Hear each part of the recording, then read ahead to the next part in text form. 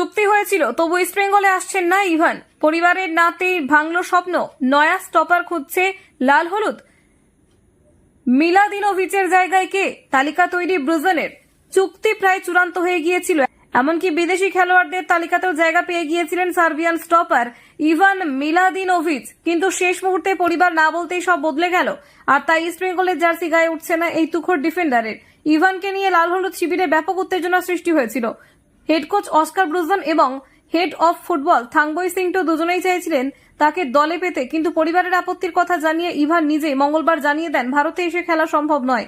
এই ঘটনায় হতাশ ইস্ট বেঙ্গল ম্যানেজমেন্ট, কারণ তারা ইতিমধ্যেই ভেবে রেখেছিলেন ইভানই হবেন রক্ষণ ভাগের মূল স্তম্ভ। তবে এখন হতাশা কাটিয়ে বিকল্প খোঁজার কাজ শুরু হয়ে গিয়েছে।